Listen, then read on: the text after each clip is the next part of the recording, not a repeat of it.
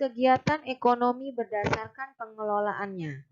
Diharapkan dengan mempelajari materi ini, kalian dapat mengidentifikasi kegiatan ekonomi jika dikelompokkan berdasarkan pengelolaannya. Materi selanjutnya yaitu mengenai pengaruh kegiatan ekonomi terhadap kesejahteraan masyarakat. Di sini kalian akan mempelajari peran kegiatan ekonomi terhadap kesejahteraan masyarakat. Materi selanjutnya yaitu cara menghargai jenis usaha orang lain. Diharapkan dengan mempelajari materi ini, kalian dapat mengetahui sikap-sikap apa saja yang bisa kalian lakukan untuk menghargai usaha orang lain. Untuk materi yang pertama yaitu jenis usaha berdasarkan pengelolaannya. Berdasarkan pengelolaannya, jenis usaha itu dikelompokkan menjadi dua, yaitu yang dikelola secara kelompok dan perorangan. Jenis usaha perorangan. Jenis usaha perorangan di sini yaitu pengusaha hanya bertanggung jawab terhadap dirinya sendiri. Keuntungan dan kerugiannya ditanggung oleh orang tersebut secara langsung. Nah, di sini bisa kita pahami bahwa dalam usaha perorangan yang menjadi tanggung jawab terhadap usaha yang dia buat yaitu dirinya sendiri. Apabila dia memiliki keuntungan, maka keuntungan tersebut menjadi miliknya sendiri, dan apabila dia mengalami kerugian, maka segala kerugiannya tersebut ditanggung juga oleh orang tersebut secara langsung. Contoh dari usaha perorangan yaitu bengkel dan juga toko serta warung. Jenis usaha yang dikelola secara kelompok. Yang pertama yaitu firma. Firma yaitu didirikan oleh paling sedikit 2 orang. Nah, firma ini resiko kerugiannya itu ditanggung bersama. Dalam sebuah firma itu 2 orang yang bersekutu atau lebih itu sama-sama bertanggung jawab atas kemajuan firma yang dibuatnya. Jadi, mereka akan mengelola firma tersebut secara bersama-sama. Yang selanjutnya yaitu persekutuan komanditer atau CV. Nah, dalam persekutuan komanditer atau CV ini memiliki anggota aktif, yaitu yang berperan menjalankan roda usaha, dan anggota pasif, yaitu bertanggung jawab dalam pemberian modal usaha. Nah, jadi dalam CV ini atau persekutuan komanditer, nanti ini didirikan 2 orang atau lebih. Nah, di dalamnya itu ada yang menjadi sekutu aktif atau anggota aktif, dan ada yang menjadi sekutu pasif atau disebut anggota pasif. Anggota aktif adalah yang menjalankan usahanya, sedangkan anggota pasif dia hanya memberikan modal saja. Nah, contoh dari CV yaitu CV Rian Motor dan CV Kayu Jati Luhur. Selanjutnya yaitu perseroan terbatas atau PT.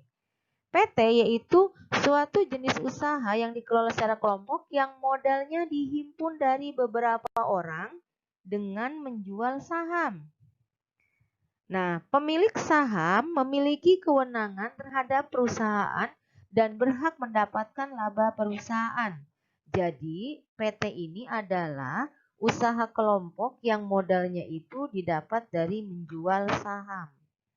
Contohnya yaitu PT Pembangunan Jaya dan masih banyak lagi PT-PT yang lain.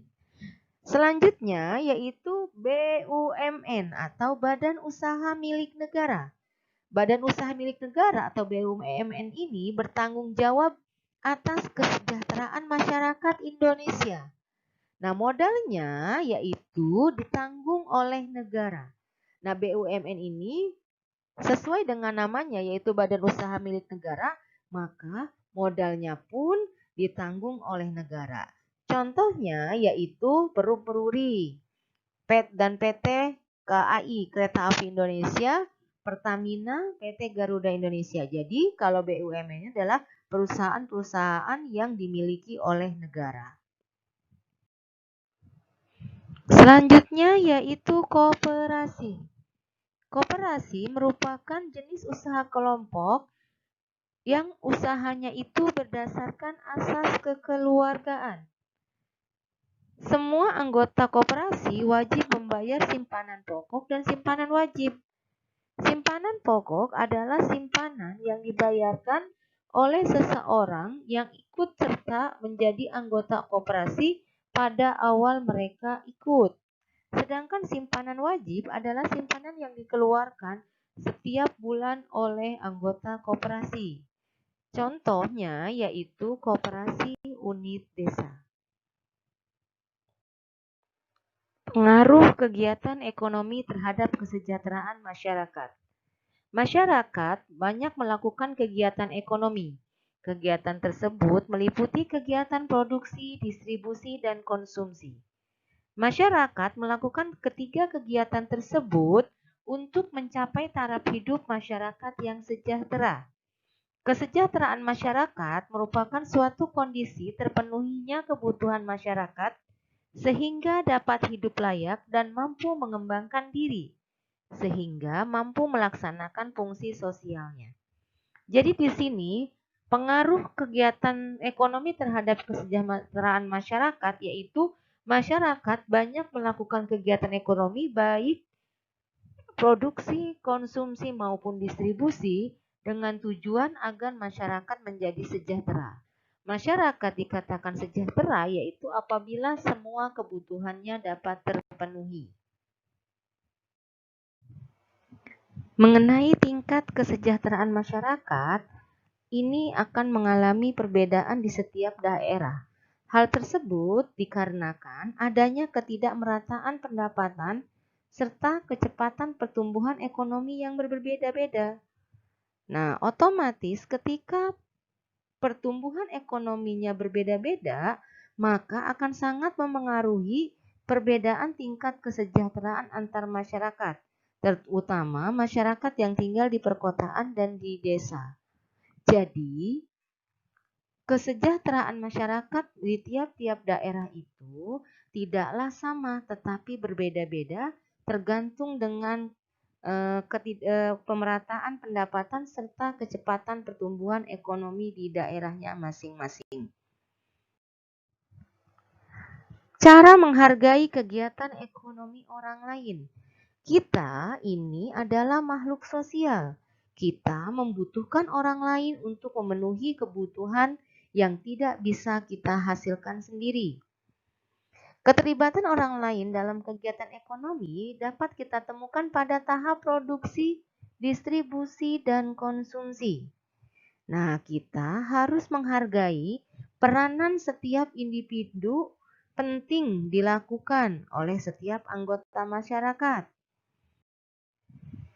Sebagai contoh adalah ini kegiatan nelayan. Nah, di sini nelayan berperan pada kegiatan ekonomi, yaitu dalam hal produksi, di mana nelayan ini dia mencari ikan untuk memenuhi kebutuhan masyarakat akan lauk pauk. Jadi di sini nelayan masuk dalam kegiatan ekonominya yaitu produksi. Berikut merupakan cara yang dapat dilakukan untuk menghargai usaha orang lain. Yang pertama yaitu tidak merendahkan usaha orang lain. Di dalam kehidupan bermasyarakat kita menemukan banyak sekali jenis-jenis usaha yang dikelola oleh masyarakat. Nah, di sini berarti kita tidak boleh merendahkan usaha orang lain tersebut. Yang ada adalah kita harus menghargai hasil produksi atau barang yang dihasilkan oleh orang lain. Yang kedua yaitu tidak mengganggu usaha orang lain. Nah, ketika kita menemukan dalam kehidupan bermasyarakat memiliki usaha-usaha, maka kita tidak boleh mengganggunya. Mengganggu bisa saja kita dengan cara melempar tempat usaha orang lain atau menjelek-jelekan hasil usaha orang lain. Itu namanya mengganggu dan itu tidak diperbolehkan. Nah, cara yang selanjutnya, yang ketiga, yaitu tidak merasa iri terhadap keberhasilan usaha yang dicapai oleh orang lain. Nah, di sini setiap orang memiliki usaha yang berbeda-beda dan setiap orang itu memiliki tingkat keberhasilan yang berbeda-beda. Maka jika di dalam masyarakat itu ada orang yang memiliki usahanya itu lebih maju, maka kita tidak boleh merasa iri terhadap keberhasilan orang tersebut. Yang ada adalah kita harus terus berusaha meningkatkan agar kita juga dapat berhasil seperti mereka. Selanjutnya yang keempat yaitu bersaing dengan sehat jika kita memiliki usaha yang sama. Di dalam masyarakat pasti ada beberapa orang yang memiliki jenis usaha yang sama. Nah, apabila memiliki jenis usaha yang sama, maka cara yang paling baik adalah bersaing dengan sehat, bukan bersaing dengan cara menjelek-jelekan salah satu jenis usaha orang tersebut. Yang selanjutnya yaitu ikut membantu usaha orang lain ketika kita telah sukses. Nah, di sini jika kita sudah sukses dengan usaha yang kita buat, maka alangkah baiknya kita pun membantu orang lain untuk dapat sukses seperti kita.